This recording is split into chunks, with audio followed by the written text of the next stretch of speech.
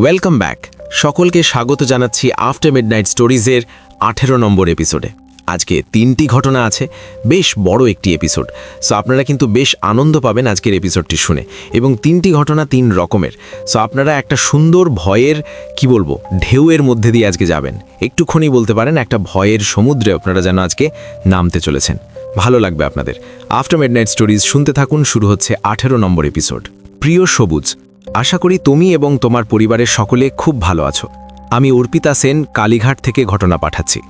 আগেরবারের after midnight stories 492 নম্বর এপিসোডে আমার ঠাকুমার জীবনে ঘটে যাওয়া বাকপিশাচের ঘটনাটি তোমার সুমধুর কণ্ঠে পাঠ করে শোনানোর জন্য অশেষ ধন্যবাদ। সেই এপিসোডে আমার নামটা উল্লেখ করতে ভুলে গেছি, তবে এত বছরের পুরনো একটা গ্রাম্য ভৌতিক ঘটনা তোমার মুখ থেকে শুনে আমি সত্যি আপ্লুত। তাই আবার সকলের অনুপ্রেরণায় আফটার মিডনাইট স্টোরিজের সকল শ্রোতা বন্ধুদের নতুন একটা ঘটনা শোনাবো বলে আবার লিখতে বসলাম। আমার এবারের ঘটনাটি কলকাতায় অবস্থিত নামকরা হাসপাতালকে কেন্দ্র করে, যা আমার নিজের বন্ধুর জীবনে ঘটে গেছে, আমার জ্যাঠতুতো দিদির মেয়ের সঙ্গে। আমার জ্যাঠতুতো দিদির মেয়ে 2022 সালে MBBS পাশ করা একজন ডাক্তার। কিছু বিশেষ কারণবশত সেই হাসপাতালের নাম উল্লেখ করলাম না, আর আমার জ্যাঠতুতো দিদির মেয়ের ঘটনা বলার সুবিধার্থে এখানে তার ডাকনাম ব্যবহার করছি। ওর ডাকনাম হলো নিশা। কিছু ব্যক্তিগত কারণবশত ওর ভালো নামটা ব্যবহার করছি না। এই ঘটনাটি ওর 2023 সালে ইন্টার্নশিপ বা হাউস স্টাফশিপ পিরিয়ডে চলাকালীন ঘটনা, যখন ওকে নাইট ডিউটি করার জন্য প্রায়শই হাসপাতালে থাকতে হতো। সেই সময়কার ঘটনা, যা পরে আমি ওর কাছ থেকে শুনেছিলাম। ঘটনা বলার সময় আমার দিদির মেয়েকে আমি নিশা বলেই সম্বোধন করছি।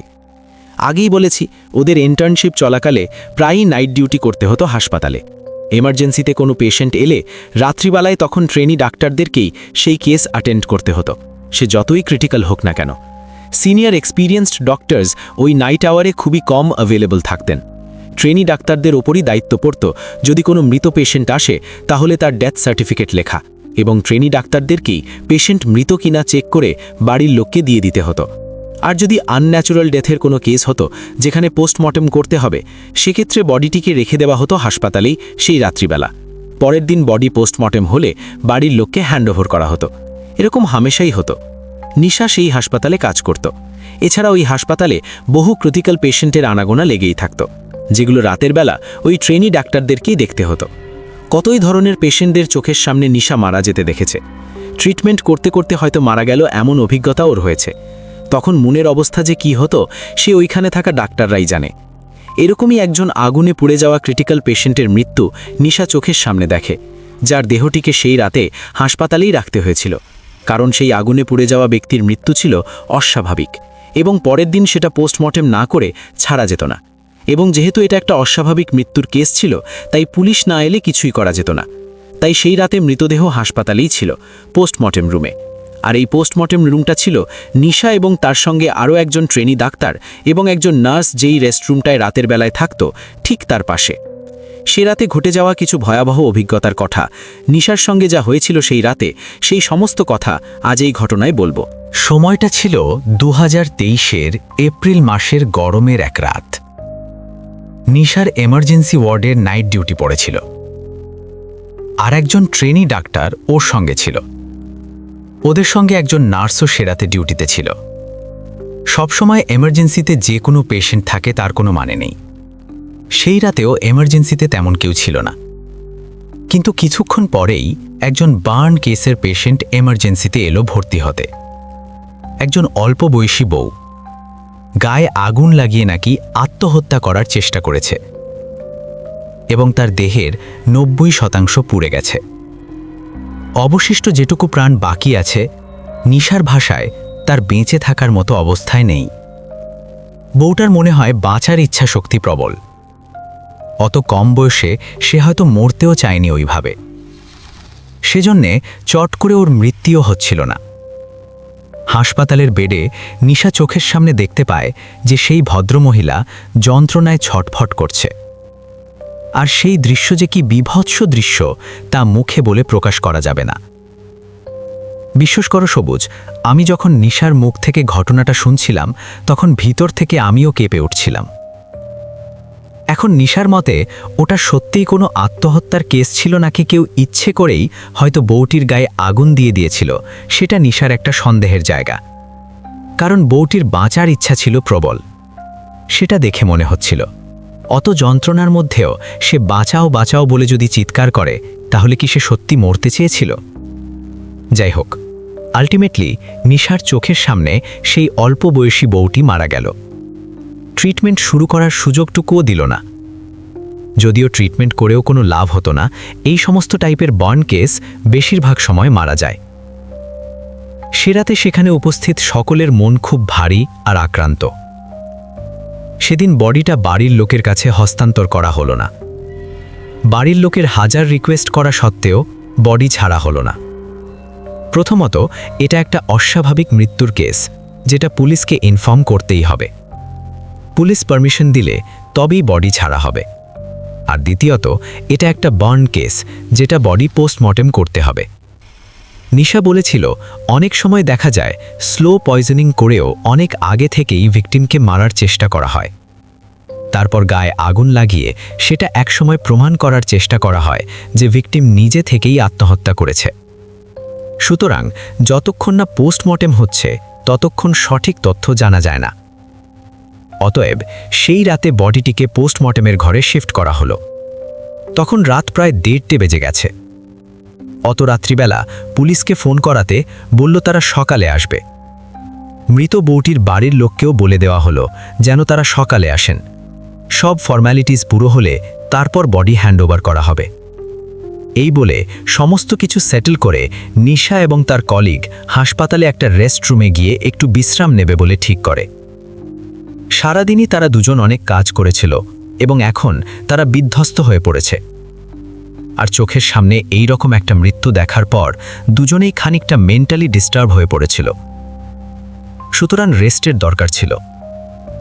আর অত রাতে হঠাৎ করে কেউ এমার্জেন্সিতে আসবে না এটা ভেবে ওরা একটু বিশ্রাম করতে গেল।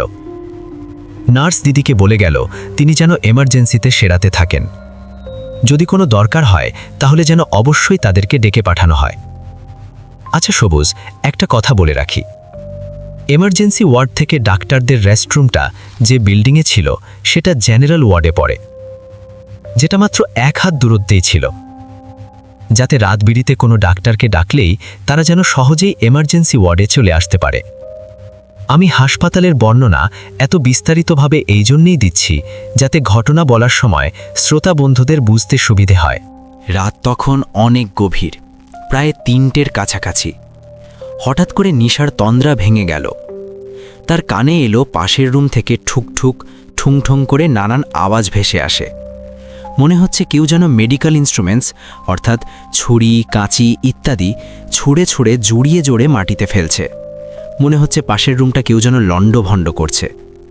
নিশার মুখটা শুকিয়ে উঠল, কারণ পাশের রুমটা পোস্টমর্টেম রুম এবং ওইখানে এত রাত্রিবেলা কারোর থাকার কথা নয়, শুধুমাত্র সেই পুড়ে যাওয়া ডেড বডিটা ছাড়া। নিশা একবার পাশে তাকিয়ে দেখল ওর ডাক্তার কলিগ অঘোরে ঘুমোচ্ছে, আর তাই জন্য ওকে ডাকল না। নিজেই তাড়াতাড়ি করে রেস্টরুম থেকে বাইরে বেরিয়ে দেখতে গেল যে পাশের রুমে ঠিক হচ্ছেটা কি। ওর মনে কিন্তু একেবারেই ভূতের ভয় বা ওই জাতীয় কোনো নেগেটিভ এনার্জির ভয় আসছিল না। ওর খালি মনে হচ্ছিল কোনো চোর বা অসৎ ব্যক্তি ডাক্তারদের দামি দামি ইনস্ট্রুমেন্ট চুরি করার মতলবে হয়তো হাসপাতালে ঢুকেছে। গভীর রাত্রিবেলা অসৎ উদ্দেশ্য ছাড়া আর কেউ হাসপাতালের ওই রুমে আসতে পারে না। এই ভেবে নিশা পোস্টমর্টেম রুমের দিকে এগিয়ে গিয়ে দেখল রুমটা লক করা। পুড়ে যাওয়া ডেড বডিটাকে ওখানে রেখে ওয়ার্ড বয় ভালো করে লক করে দিয়ে চলে গেছে। তাহলে ভিতরে কে আছে আর ভিতর থেকে কিসেরই বা শব্দ হচ্ছে? ওই ভেবে অত রাত্রিবেলা নিশা বেশ চিন্তিত হয়ে পড়ল। ও মনে মনে ভাবল ভাগ্যিস ওদের এমার্জেন্সিতে থাকা ডক্টরসদের কাছে পোস্টমর্টেম রুমের একটা ডুপ্লিকেট চাবি থাকে। নিশা মনে মনে ঠিক করল একবার পোস্টমর্টেম রুমটা খুলে দেখবে ভিতরে কিছু আছে নাকি। হতে পারে দরজা যখন খোলা ছিল তখন কোনো ইঁদুর বা বেড়াল ঢোকে পড়েছিল আর সেটাই হয়তো ভিতরে আওয়াজ করছে। আর সত্যি যদি সেটা হয়ে থাকে তাহলে ওটাকে বের করার ব্যবস্থাও তো করতেই হবে। এই ভেবে নিশা রেস্টরুম থেকে চাবি আনতে গেল। তখনও কিন্তু পোস্টমর্টেম রুমের ভিতরে খুটখুট আওয়াজ হয়েই চলেছে। নিশা রেস্টরুম থেকে ডুপ্লিকেট চাবি নিয়ে খুব আস্তে আস্তে সন্তর্পণে পোস্টমর্টেম রুমের দরজাটা খুলল। পাছে যদি ভিতরে কেউ থাকে সে যেন চট করে টের না পেয়ে যায় যে কেউ দরজা খুলছে।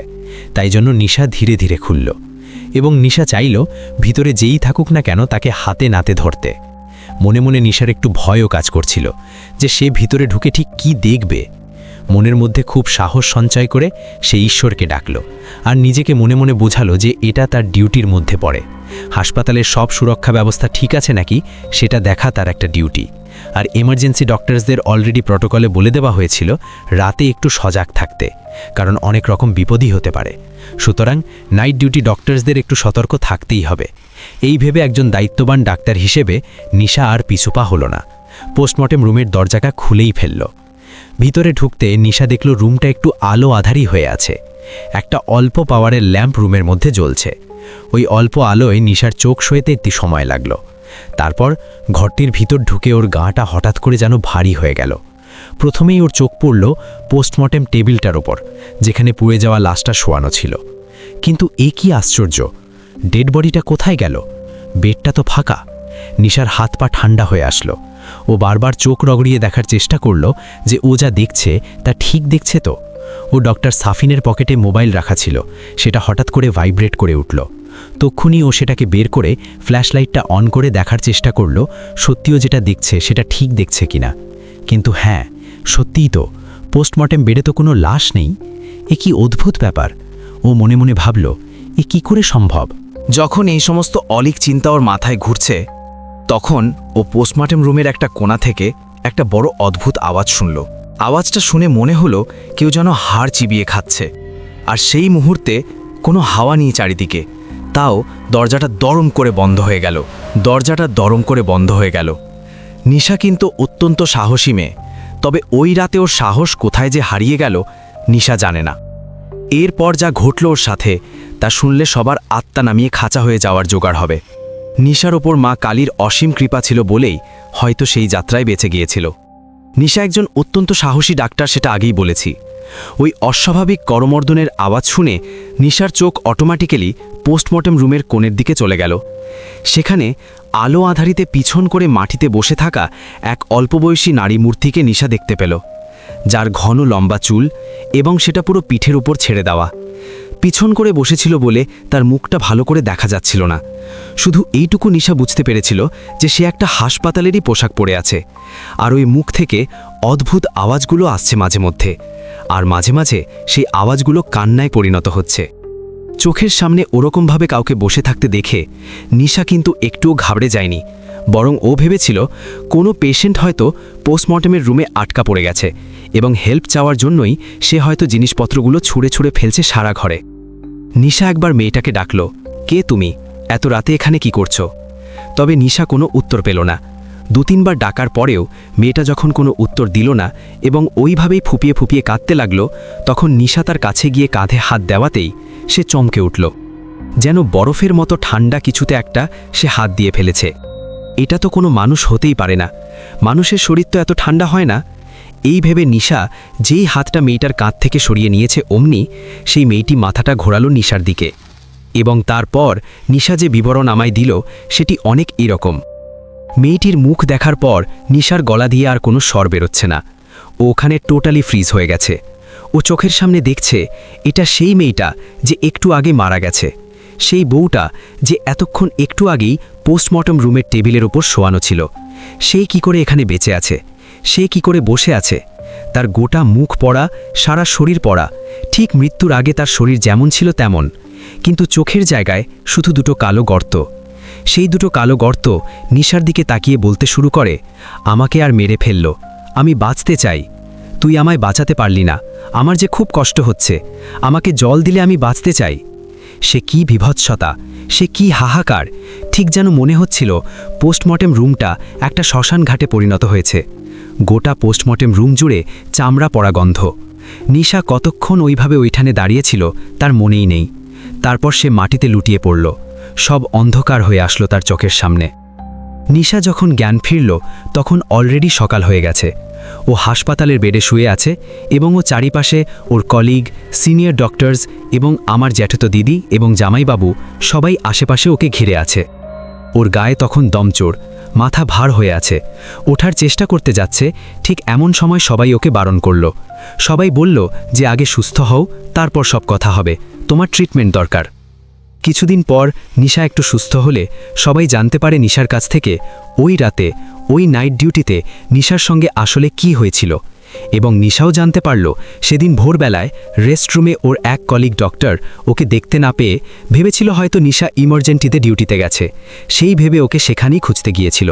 কিন্তু সেখানে ওকে না পেয়ে যখন ও ফিরে আসছিল তখন ওর চোখ গেল পোস্টমর্টেম রুমের দিকে, যে দরজাটা তখনও খোলা ছিল। ওই কলিগ ডক্টর ভাবল যে এত সকালে পোস্টমর্টেমের দরজা কে খুলল।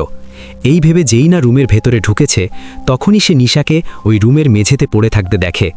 সঙ্গে সঙ্গে ও গিয়ে নিশার পালস চেক করে এবং জানতে পারে, বুঝতে পারে যে নিশা বেঁচে আছে, এবং ও এটাও বুঝতে পারে যে কোনো কারণে ভয় পেয়ে বা প্রেশার ফল করে অজ্ঞান হয়ে গেছে নিশা।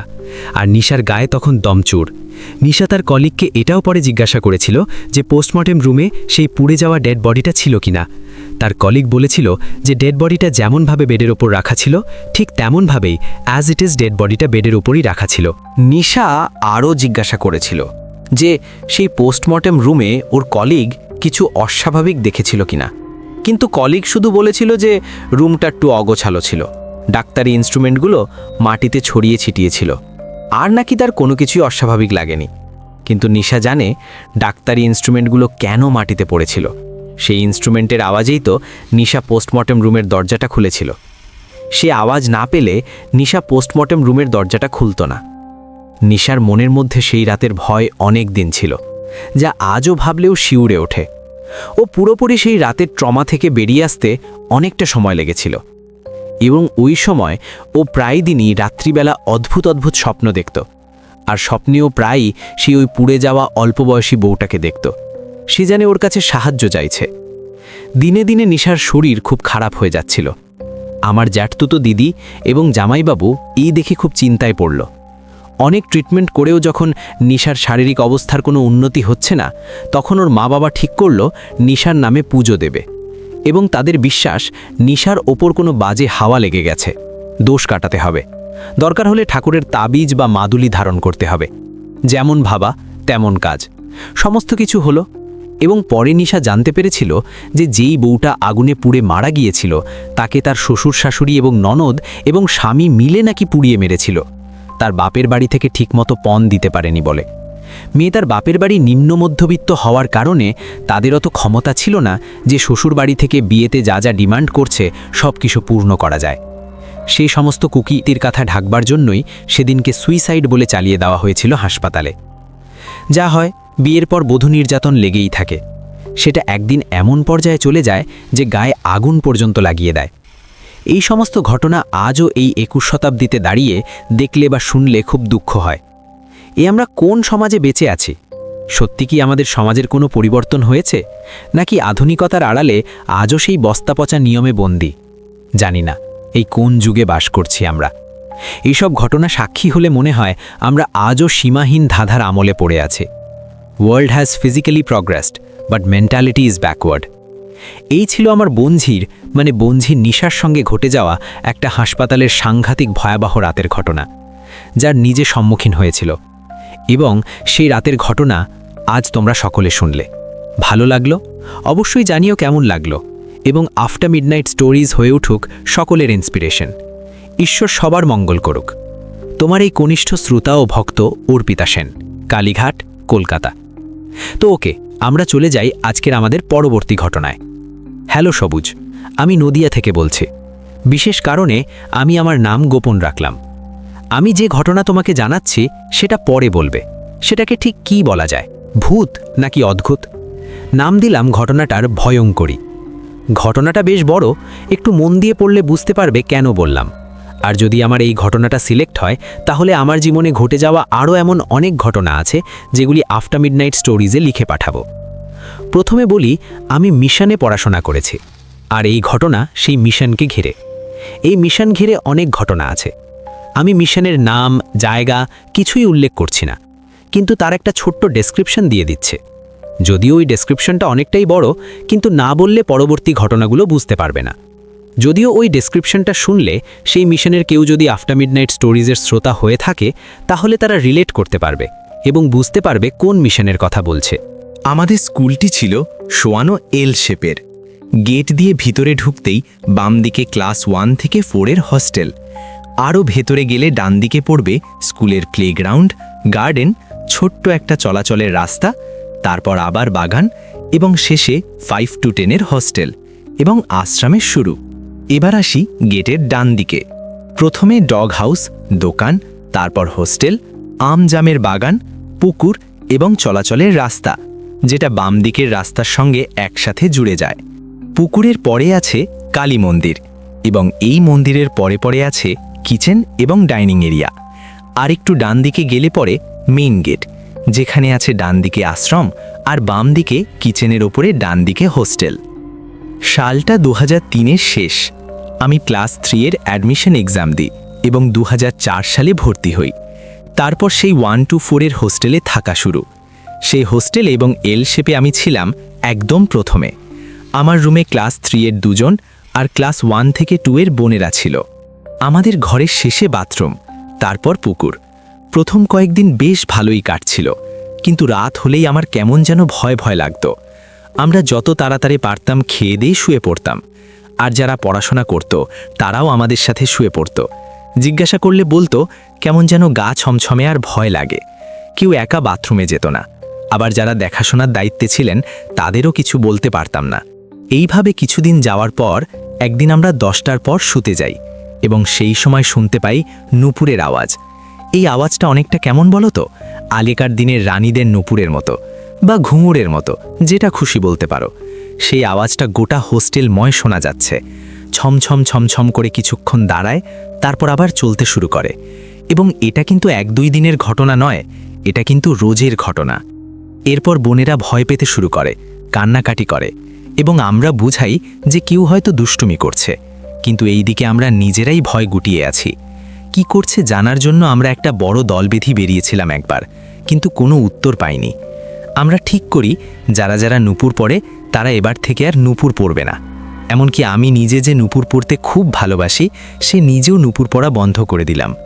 আর ঠিক করলাম যারা নাচ শিখি তারা নিজেদের পায়েল করে ঘুম নিয়ে যাব আর নিয়ে আসব। কিন্তু এত কিছুর পরেও সে আতঙ্ক থামে না। ছোটদের রীতিমতো ঘুম পাড়িয়ে আমরা ঘুমোতে যেতাম। শোয়ার সময় মাথা থেকে পা পর্যন্ত চাদরে মুড়ে নিতাম, কারণ শুরু হয়েছিল আরেক উপদ্রব। আগে আওয়াজটা আসতো শুধু বাইরে থেকে, কিন্তু পরেই আমরা স্পষ্ট শুনতে পেতাম সেই আওয়াজ এখন আর জানালার বাইরে নয়, বরং বিছানার পাশে এসে থামে। কিছুক্ষণ দাঁড়ায়, তারপর পাশের বিছানার দিকে চলে যায় এবং এইভাবেই পুরো ঘরটা ঘুরে সে আবার বাইরে চলে যায়।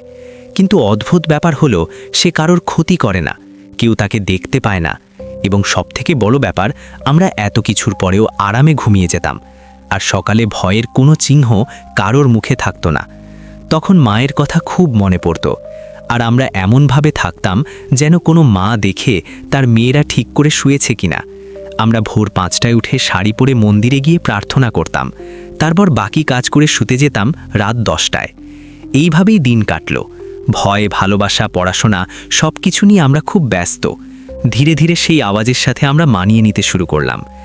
আশ্চর্যের বিষয় হলো, এরপর যখন রাত্রিবেলা বাথরুমে যেতাম তখন কিন্তু সেই আওয়াজ আর শুনতে পেতাম না। এই ছিল ঘটনা, যা কিনা মনে ভয় তৈরি করার জন্য যথেষ্ট, বিশেষ করে শিশু মনে। এইবার বলি এর উৎস। প্রথমেই বলেছি তোমরা বলবে যেটা ভয়ের নাকি অভয়দান। আমি হোস্টেলে যা বর্ণনা দিয়েছিলাম তার মধ্যে 2টো জিনিস ছিল, 1 পুকুর, 2 মন্দির। পারলে কোনো সরস্বতী পুজোর দিন আমাদের মিশন ঘুরে এসো এবং সেই মন্দির দেখে এসো, তাহলে বুঝতে পারবে আমি কেন বললাম তোমাকে যেতে। পুকুরের কথায় আসি। বলা হয় পুকুরটি নাকি গঙ্গার সঙ্গে যুক্ত। আমরা নিজেরা দেখেছি যখন জোয়ার ভাটা হতো তখন জলের মধ্যে পরিবর্তন দেখা যেত।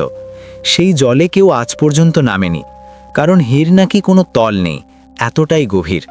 আর যারা নেমেছিল তারা নাকি কেউ বাঁচে নেই। এটা হলো পুকুরের ঘটনা। এবার বলি মন্দির, যাকে এতক্ষণ লুকিয়ে রেখেছিলাম, আবার একটু প্রকাশও করেছিলাম। মন্দিরে যিনি অবস্থান করেন তিনি আর কেউ নন, আমাদের জগৎজননী মা কালী, যিনি এখানে মৃন্ময়ী হয়ে এবং চিন্ময়ী হয়ে অবস্থান করেন। আমরা সাধারণত উল্টো বলি। মায়ের রং করা হয় 2 অমাবস্যা অন্তর, একবার হয় শ্যামা আর একবার তার ভয়ঙ্করী রূপ। কিন্তু তোমার অবাক লাগবে এইটা দেখে যে মা যেই রূপেই থাকুক না কেন সে যেন একদম জীবন্ত। আমি আমার নিজের অভিজ্ঞতা থেকে বলছি। আমার যখন মন খারাপ হতো মায়ের কাছে মন খারাপ করে বসে থাকতাম বা মায়ের কাছে নালিশ করতাম, তখন দেখতাম মায়ের যেন আমার কষ্টে নিজেরও তার চোখে জল। তখন আমি নিজের চোখ মুছে মাকে বুঝতে শুরু করতাম। আবার যখন আমি খুব খুশি হতাম তখন মনে হতো মায়ের চোখে মুখে যেন অদ্ভুত আনন্দ, তার চোখ মুখ চকচক করছে। সত্যি দাদা, সেই বয়সে বুঝতাম না আমি কাকে বুঝছি, কার সাথেই বা গল্প করে নিজের মনের কথা বলছি। এতক্ষণ নিশ্চয়ই মনে একটা প্রশ্ন আসছে, এতক্ষণ পর যে মা যদি এতই জাগ্রত, তাহলে পুকুরটা ওরকম কেন, আর আমরা কেনই বা কারই বা এত ভয় পেতাম, তাই না? তাহলে শোনো, ওই পুকুর খননের সময় অনেক গভীর করে খনন করার পরেও জলের দেখা পাওয়া যায়নি। কিন্তু তখনকার মতো হাল ছাড়লেও দুদিন পর এক মহারাজ ছুটে আসেন আর বকাবকি শুরু করেন পুকুর খনন বন্ধ করার জন্য। তিনি বলেন, কি করছিস তোরা? সে যে মাটির নিচে আটকে আছে, তাড়াতাড়ি কর। সবাই অবাক হয়ে তাকিয়ে থাকে, আবার বোঝনি শুনে যে যার কাজ শুরু করে। কিছুক্ষণ পর হঠাৎ করে কিছুতে আঘাত লাগার আওয়াজ হয়। তখন মহারাজ আবার চিৎকার করে উঠে বলেন, আরে সাবধানে, মারছিস কেন? চারিদিক খুঁড়ে সাবধানে বার কর। প্রায় 1 ঘন্টা পর বের হলেন তিনি। জানলে অবাক হবে, সে আর কেউ নয়, স্বয়ং মা। ঠিক শুনেছ, মাটির নিচ থেকে মা উঠেছেন। তার কারণে সে পুকুরের কোনো তল নেই, খানিকটা ঘরের মতো। আর পুকুরটা যেন মানুষকে নিজের দিকে টানে, যা আমি নিজে অনুভব করেছি। আর সেই মহারাজ এসেছিলেন মায়ের আদেশে। স্বপ্নে তার বাণী শুনে পরের দিনই ছুটে এসেছিলেন। আর সেই মহারাজ নিজেই মায়ের পুজো করতেন প্রতিষ্ঠার দিনে। দিনটি ছিল অমাবস্যা, ভালো হারিনি কালী পুজো। এবার বলি সেই নূপুরের আওয়াজের কথা। আমরা যখন আর থাকতে না পেরে আমাদের এক আশ্রমের বন্ধুকে বলি, তখন সে অবাক হয় না, বরং হেসে জানায়, ভয় পাবার কিছু নেই, তারা সবাই নূপুরের আওয়াজ পায়। আমরা খানিক অবাক হলে সে আমাদের আঙুল তুলে দেখায় আর বলে, দেখো, এই ধরনের নূপুরের আওয়াজ পাস, ঠিক যেন রাজরানী। এই বলে সে একটু হাসে। আমরা সেই সময় মন্দিরের ভিতর বসে আছি, ঠিক মায়ের সামনে। আমরা তার হাত অনুসরণ করে দেখলাম সে মায়ের পায়ের দিকে দেখাচ্ছে। হ্যাঁ, তাই তো, এই নূপুরের আওয়াজই তো শুনি আমরা রোজ। মায়ের মুখের দিকে তাকিয়ে বুঝতে পারি সে যেন বলছে, ভয় কি, আমি তো আছি। তার সেই আনন্দময়ী করুণাময়ী মায়ের মুখের মিষ্টি হাসি। এই ছিল আমার জীবনের প্রথম ঘটনা, যা প্রথমে ভয়ঙ্কর বলে মনে হলেও পরে জানা যায় সেটা আমার জন্য আশ্রয় আর অন্যদের জন্য সাবধানবাণী। তোমাকে বলেছিলাম আমাদের মায়ের কথা মনে পড়ত, তাই মায়ের অভাব পূরণ করতে অবয়া নিজে আসতেন যতক্ষণ না আমরা ঘুমোতাম। তিনি আমাদের সব কথা শুনতেন মায়ের মতো, ঠিক যেমন আমরা মায়ের কাছে থাকি। মা তো মাই হয়, সে মানুষ হোক বা জগৎজননী। সন্তানের কষ্ট কারোর কি সহ্য হয়? তোমার কেমন লাগলো জানিও। ভুল ত্রুটি হলে ছোট বোন মনে করে ক্ষমা করে দিও। অনেক ভালোবাসা। পাপ। পাপ আসলে কি? সাধারণভাবে বলতে গেলে পাপ হলো মানুষের জ্ঞানের অজ্ঞানে করা কুকর্ম। মানুষের এই কুকর্মের ফল তাদের জীবিত থাকা অবস্থাতেই ভুগে যেতে হয়। কিন্তু তার কুকর্মের ফল যদি সে সহ তার পরিবারের সদস্যরাও ভুক্তভোগী হয়, তবে সেটা আরও বেশি বেদনাদায়ক হয়ে ওঠে। তো ওকে, আমরা চলে যাই আজকের আমাদের পরবর্তী ঘটনায়। হ্যালো সুবুজদা, আমি বিধাননগর থেকে তৃষা লিখছি। প্রিয় আফটার মিডনাইট স্টোরিজ পরিবারের অন্যতম সদস্য এবং তোমার ঈশ্বর প্রদত্ত কণ্ঠের একনিষ্ঠ ভক্ত। আজকে 501 নম্বর এপিসোডে শোনানো নিতার ঘটনার দ্বিতীয় পর্ব লিখব। তুমি দ্বিতীয় পর্ব জানতে চেয়েছ এবং শ্রোতারাও অনেকে কমেন্ট করেছেন দ্বিতীয় পর্ব চেয়েছেন, তাই জন্য বেশি দেরি না করে ঘটনাটি লিখতে বসে পড়লাম। শ্রোতাদের কাছে অনুরোধ, যারা 501 নম্বর এপিসোড শুনেননি তারা যেন সেই এপিসোডটি অবশ্যই শুনে নেন, কারণ প্রথম পর্ব না শুনলে দ্বিতীয় পর্ব বুঝতে অসুবিধা হবে। তাও আমি প্রথম পর্বের কিছুটা রিক্যাপ দিয়ে দিয়েছি, আশা করছি এবার বুঝতে সুবিধা হবে। তো যেখানে শেষ হয়েছে সেখান থেকে লেখা শুরু হয়েছে। নিতার মৃত্যুর 1 মাস পর সৌরভের বাড়ির লোক আসে পাড়ায় নিতার খোঁজ করতে। এলাকার লোকেরা তাদের থেকে জানতে পেরেছিল কয়েকদিন আগে সৌরভ তার বাড়ি বেহালায় যায় কিছুদিনের জন্য, কারণ সৌরভের মা হাসপাতালে ভর্তি। সৌরভ তার মাকে দেখতে গিয়েছিল, কিন্তু সে বেহালা থেকে সোদপুর আসার পথে সড়ক দুর্ঘটনায় মৃত্যু হয় তার। তারা নিতাকে নিয়ে যেতে এসেছে। এলাকার লোকেরা তাদেরকে জানায় নিতার মৃত্যুর কথা, এবং সৌরভের বাড়ির লোক পাড়ার লোকদেরকে জানায় নিতার মৃত্যুর আগের দিনকেই নাকি সৌরভের মৃত্যু হয়েছে। ফলে এলাকার লোকেরা বুঝতে পারে নিতার মৃত্যুতে সৌরভের কোনো হাত নেই।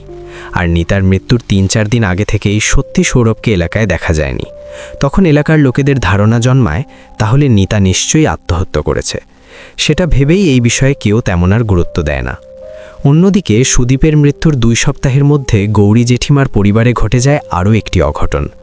ঘটনাটি ঘটে জেঠিমার পুত্রবধূ প্রিয়ার সাথে। ঘটনাটি যেদিন ঘটে সেদিন প্রদীপ মানে গৌরী জেঠিমার বড় ছেলে বেশ রাত করে বাড়ি ফেরে কাজ থেকে, প্রায় 12:30টা। প্রদীপ এতটাই ক্লান্ত ছিল যে রাতের খাবার না খেয়েই সে ঘুমিয়ে পড়ে। প্রিয়াও তার সাথে ঘুমিয়ে পড়ে। রাত ঠিক ওই 2:30 নাগাদ হঠাৎ করে প্রিয়ার ঘুম ভেঙে যায়। প্রিয়ার কানে একটা শব্দ ভেসে আসে। বেশ ভালোভাবে শব্দটা শুনে প্রিয়া বুঝতে পারে যেন কেউ গুনগুন করে গান করছে। প্রিয়া বিছানায় উঠে বসে।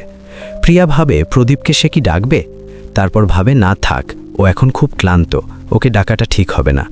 প্রিয়া তার বিছানা থেকে উঠে শব্দটার উৎস খুঁজতে বাইরে বেরিয়ে যায়। বাইরে বেরোতেই প্রিয়া স্পষ্ট শুনতে পায় এক নারী কণ্ঠের গাওয়া গান। কোনো বাচ্চাকে ঘুম পাড়ানোর সময় মায়েরা যেমন করে গান করে ঠিক তেমন গান।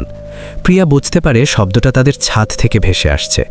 প্রিয়া এক পা করে সিঁড়ি দিয়ে ছাদে উঠতে যায়।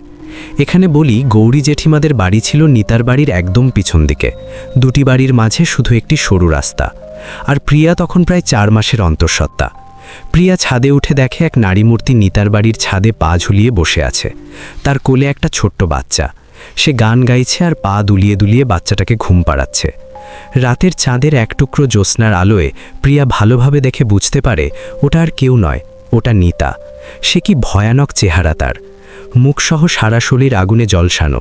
সদ্য অগ্নিদগ্ধ থেকে কোনো মানুষ বের হলে যেমন তার চেহারা হয় ঠিক তেমন। তার চোখগুলো উত্তপ্ত গলিত লাভার মতো লাল। তার পরনে মৃত্যুর সময় পরা সেই শাড়ি শরীরের সঙ্গে একদম আটকে আছে। এই দৃশ্য দেখে প্রিয়া পুরো স্তব্ধ হয়ে যায়। তার দেহের রক্ত হিম হয়ে যায়। শিহরণ দিয়ে প্রিয়ার বুকের ভেতরের হৃৎপিণ্ডটা ধকধক করতে থাকে। হঠাৎ করে প্রিয়া দেখে নিতা তার গাওয়া গানটা থামিয়ে দিয়েছে। আর তার কোলে থাকা বাচ্চাটি মাথাটাকে ঘুরিয়ে প্রিয়ার দিকে তাকায় আর সাথে সাথে খিলখিল করে হেসে ওঠে। বাচ্চাটা চোখ দুটো ঘোলাটে ধরনের আর তার শরীর ধপধপে ফ্যাকাশে। এমন ভয়ানক বাচ্চার হাসি সে আগে কখনো কানে শোনেনি। প্রিয়ার মনে পড়ে যায় এটা তো সুদীপের বর্ণনা করা সেই বাচ্চাটা। কিন্তু এই বাচ্চাটা নিতার কোলে কেন? নানান প্রশ্নে প্রিয়ার মাথাটা ঝিমঝিম করে ওঠে। প্রিয়া এক অপার্থিব দৃষ্টি নিয়ে তাকিয়ে আছে সেদিকে। প্রিয়ার পা দুটো পুরো পাথর হয়ে গেছে। প্রিয়াকে যেন নিতা নিজের দিকে আকর্ষণ করছে। প্রিয়ার শরীরের সর্বশক্তি যেন লোপ পেয়েছে। এক অজানা ঘোরের মধ্যে হারিয়ে যেতে থাকে প্রিয়া। কিছু সময় পর তার সঙ্গী ফিরে এবং সে দেখে নিতা তার আগুনে ঝলসানো একটা আঙুল তুলে তার পেটের দিকে ইশারা করছে। প্রিয়া সেদিক থেকে চোখ সরিয়ে তার পেটের দিকে তাকাতেই হতবাক হয়ে যায়। ও দেখে ও যেখানে দাঁড়িয়ে আছে সেখানকার মেঝে সম্পূর্ণ লাল তাজা রক্তে ভেসে যাচ্ছে। এত রক্ত দেখে প্রিয়া সেখানেই অজ্ঞান হয়ে পড়ে। জ্ঞান ফিরলে প্রিয়া নিজেকে আবিষ্কার করে হাসপাতালের বেডে। ডাক্তারের থেকে প্রিয়া জানতে পারে তার গর্ভপাত হয়েছে। সিঁড়ি থেকে পড়ে যাওয়ার কারণে প্রচুর ব্লিডিং হতে শুরু করে এবং প্রিয়ার পড়ে যাওয়ার প্রায় 1 ঘন্টা পর তাকে হাসপাতালে নিয়ে আসা হয়। প্রিয়া সহ তার পরিবারের সকলে শোকগ্রস্ত হয়ে পড়ে। প্রিয়া বাড়ি ফিরলে সবাইকে সবটা বলে সেদিন রাতে তার সাথে ঠিক কি হয়েছিল। কিন্তু প্রিয়ার পরিবারের কেউ বুঝে উঠতে পারে না যে প্রিয়া তো ছাদে অজ্ঞান হয়েছিল, সে নিচের সামনে এলো কিভাবে। আর এসব দুর্ঘটনাগুলো তাদেরই পরিবারের সঙ্গে কেন ঘটছে? সুদীপ এবং প্রিয়ার দেখা সেই বাচ্চাটাই বাকে। প্রিয়ার ঘটনার 1 সপ্তাহ পর থেকে তার স্বামী প্রদীপ রোজ রাতে একটা করে স্বপ্ন দেখতে শুরু করলো। স্বপ্নটা অনেকটা এইরকম। প্রদীপ ঘরে একা আছে। প্রদীপ দেখে তার ঘরের এক কোণে নিতা তার বিভৎস চেহারা নিয়ে দাঁড়িয়ে আছে। মৃত্যুর সময় তার চেহারাটা ঠিক যেমন ছিল তেমন, আর চোখগুলো তীক্ষ্ণভাবে বেরিয়ে আছে বাইরের দিকে। চোখ দুটো যেন জ্বলন্ত অগ্নিপিণ্ডে পরিণত হয়ে যায়। তার ঠোঁটে এক ঐশাচারিক হাসি ভেসে উঠেছে। নিতা প্রদীপকে বলছে, এবার তোর পালা। কথাটা বলার পর নিতা মুচকিভাবে এক রকমের বাঁকা হাসি দেয়। পরপর 4-5 দিন একই স্বপ্ন দেখার পর প্রদীপ বিষয়টা তার পরিবারকে জানায়। গৌরী জেঠিমা বুঝতে পারে এবার তার বড় ছেলের সাথে নিশ্চয়ই কোনো বড়সড় বিপদ ঘটবে। তাই সে অনেক সন্ধান করে এক বড় মৌলবীর খোঁজ নেয়। জেঠিমা এবং পরিমল জেঠু তার কাছে যায় এই সমস্যা সমাধানের জন্য। সেখানে গিয়ে মৌলবীকে সব জানালে সে বলে, দেখো, তোমাদেরকে মিথ্যে বলে কোনো লাভ নেই। এই বিষয়ে যে সমস্যা তার সমাধান আমি করতে পারবো না, তবে এই ঘটনাগুলি ঘটার কারণ আমি তোমাদেরকে বলে দিতে পারবো। জেঠিমা বলে, আচ্ছা তবে তাই বলুন আপনি আমাদের। মৌলভী বলে, শোনো, তবে নিতা নিজে আত্মহত্যা করেনি, আর নিতার মৃত্যুর পিছনে তোদের পরিবারের কেউ ভীষণভাবে জড়িত আছে। নিতা চায় সে সবার সামনে তার কুকর্মের কথা স্বীকার করুক। যতক্ষণ না সে স্বীকার করবে, নিতা একে একে তোদের পরিবারের সবাইকে মেরে ফেলবে। জেঠিমা বলে, সে কে, তার নামটা বলুন আপনি শুধু। মৌলভী বলে, না আমি তার নাম বলতে পারবো না, তবে তোদের এইটুকু সাবধান করে দিচ্ছি, তোর বড় ছেলের সামনে অনেক বড় বিপদ আছে, পারলে ওকে তোরা বাঁচানোর চেষ্টা করিস। তারপর গৌরী জেঠিমা এবং পরিমল জেঠু বাড়ি ফিরে আসে। ঠিক দুদিন পর প্রদীপের বদলে পরিমল জেঠুর মৃত্যু ঘটে। মৃত্যুর কারণ আকস্মিক হার্ট অ্যাটাক। তবে পরিমল জেঠু মৃত্যুর আগে নিতার ঘটনার রহস্য উদ্ঘাটন করে মারা যায়। পরিমল জেঠুর বয়স আনুমানিক 60 বছর হবে। তিনি ছিলেন ভীষণ রাগী একজন মানুষ। ছোটখাটো বিষয় নিয়েই তার মাথার মধ্যে রক্ত চলতে থাকত সবসময়, তাই তাকে এলাকার কেউ তেমন একটা পছন্দ করত না। সবাই তাকে খিটখিটে জেঠু বা খিটখিটে দাদু বলে ডাকত। অন্যদিকে গৌরী জেঠিমার সঙ্গে নিতার এত মেলামেশা সে একদমই পছন্দ করত না। নিতা এবং সৌরভকে যেন সে সহ্যই করতে পারত না। নিতা তার পারিবারিক সমস্যার জন্য নগদ কয়েক হাজার টাকা গৌরী জেঠিমার কাছ থেকে ধার নেয়, কিন্তু সেটা পরিমল জেঠু জানতেন না। বেশ কিছুদিন পর পরিমল জেঠু ব্যাপারটা জেনে যান এবং এই নিয়ে জেঠিমা এবং জেঠুর মধ্যে বেশ বকবকি হয়। এরপর আমি পরিমল জেঠুর ভাষ্য লিখছি।